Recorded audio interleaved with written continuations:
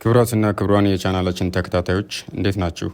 ከሰሞኑ ትኩስና አስፈላጊ መረጃዎችን ይዘን መጥተናል። ይከታተሉን ስንል በአክብሮት እንጠይቃለን። ኢትዮጵያ ምናልባትም በዓመታት ውስጥ በጣም አደገኛ ወደ ሆነው የፖለቲካ ውጥረት ውስጥ እየገባች ትገኛለች። በትግራይ የስልጣን ሽኩቻ ተፈጥሯል። በሌላ በኩል ደግሞ ሱዳን ኢትዮጵያን የድሮን ጥቃት አድርሳብኛለች በሚል እየከሰሰች ትገኛለች። የወታደር እንቅስቃሴዎች ወደ መቀሌ አቅራቢያ እየጨመሩ ነው። ይህ ሁሉ የሆነው ሀገራዊ ምርጫ ሊደረግ በተቃረበበት በዚህ በአጭር ሳምንት ነው። አሁን ጥያቄው ቀላል ነው። ኢትዮጵያ ወደ ትልቁ ጥንቅጥ ውስጥ እያመራች ነው የሚል ይሆናል። በዚህ ሳምንት ውስጥ በኢትዮጵያ በተለያዩ አካባቢዎችና በአፍሪካ ቀንድ አካባቢ ውጥረቱ ተባብሶ ቀጥሏል። ከትግራዩ መንግስት እስከ የዲፕሎማሲያዊው የሱዳን ፍጥጫ ድረስ በመጪው ምርጫ ላይ ፍርሃትን አንግሷል። የፖለቲካው ድባብ ከጊዜ ወደ ጊዜ ውጥረቱ እየጨመረና ተለዋዋጭ እየሆነ መጥቷል። ትልቁ አስደንጋጭ ነገር የመጣው ከትግራይ ነው። በሚያዝያ 28 ህወሓት ቀድሞ የነበረውን የትግራይ አስተዳደርና ደብረጽዮን ገብረ ሚካኤልን ወደ ስልጣን መልሷል። ለዚህ ነው ትልቅ ነገር የሆነው።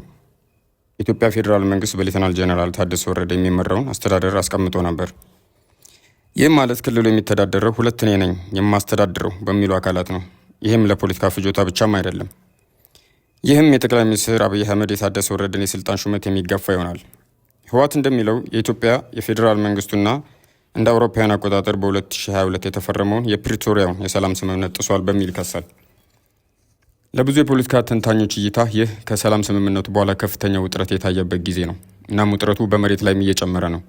አንዳንድ መረጃዎች እንደሚያሳዩት በመቀሌ አካባቢ የወታደር እንቅስቃሴዎች እየታዩ ነው።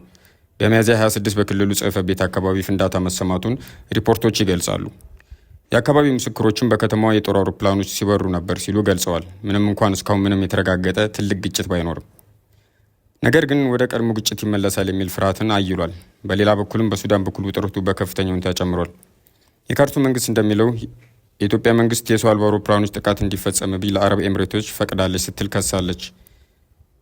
ለዚሁ ወቀሳ ጠንከራ ያለ ምላሽ ከአዲስ አበባ ተሰጥቶበታል። ይህ በእንዲህ እንዳለም የኢትዮጵያ ውጭ ጉዳይ ሚኒስትር በምላሹ መሰረተ ቢስ ሲል ምላሹን ሰጥቷል። ነገር ግን እዚህ ጋር አላበቃም። ኢትዮጵያ በበኩሏ የሱዳን ጦር ከህወሓት ጋር አብሮ እየሰራ ነው ሲል ይከሳል። በዚህም ምክንያት የዲፕሎማሲ ውጥረቱ በከፍተኛ ደረጃ ላይ ደርሷል። ሱዳን በበኩሏ አምባሳደሯን ወደ ሀገሯ ጠርታለች። ኢትዮጵያም የሱዳን መንግስት የጸረ ሰላም ኃይሎች መናኸሪያ ሆናለች ስትል አስጠንቅቃለች። ይህም የፖለቲካ ውጥረት ብቻ አይደለም። ይህ ሁሉ እየሆነ ያለው ከጥቂት ሳምንታት በኋላ ከሚደረገው ሀገራዊ ምርጫ ቀደም ብሎ መሆኑ ከመረጋጋት ይልቅ ከጊዜ ወደ ጊዜ አለመረጋጋት እየጨመረ መጥቷል። አንዳንድ ተቺዎች እንደሚሉት የሀገራዊ የምክክር ኮሚሽኑ ዋና ዋና የሚባሉትን የተቃዋሚና የታጠቁ ኃይሎችን አላካተተም ሲሉ ይተቻሉ። በዚህም ዓለም አቀፍ ታዛቢዎች የፖለቲካ ምህዳሩ እየጠበበ ነው ሲሉ ያስጠነቅቃሉ።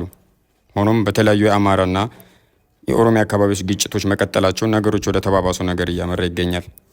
ከመጋረጃው ጀርባ ሌላ ከፍ ያለ የጂኦ ፖለቲካል ጦርነትም አለ።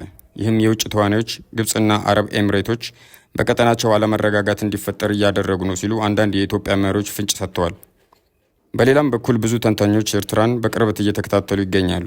ምናልባት በህወሓትና በፌዴራል መንግስቱ መካከል ያለው ውጥረት እያየለ ከመጣ የኤርትራ አቋም ወሳኝ ሚና ሊጫወት ይችላል። የአፍሪካ ቀንድ አካባቢም ወደማይገመት ደረጃ ላይ እየደረሰ ይገኛል። አሁን ላይ የኢትዮጵያ መንታ መንገድ ላይ ትገኛለች። በቀጣዮቹ ሳምንታት ውስጥ ሀገሪቱ የምታደርጋቸው የፖለቲካ ውሳኔዎች ወደ አለመረጋጋት ወይም ወደ ባሰ ነገር ውስጥ ሊሄድ ይችላል። በቀጠናው ያለው ውጥረት እየጨመረ በሄደበት በዚህ ጊዜ ከኢትዮጵያ አልፎ ወደ አፍሪካ ቀንድ ሀገራት ሊያመራ ይችላል። ክቡራትና ክቡራን የቻናላችን ቤተሰቦች ለዕለቱ የመረራረጥናቸውን ዋና ዋና ዜናዎች እንደዚህ ያቀረብንላችን፣ ፔጃችንን ላይክ፣ ሼር እንዲሁም ሰብስክራይብ በማድረግ የቻናላችን ቤተሰብ ይሁኑ ስንል እንጠይቃለን።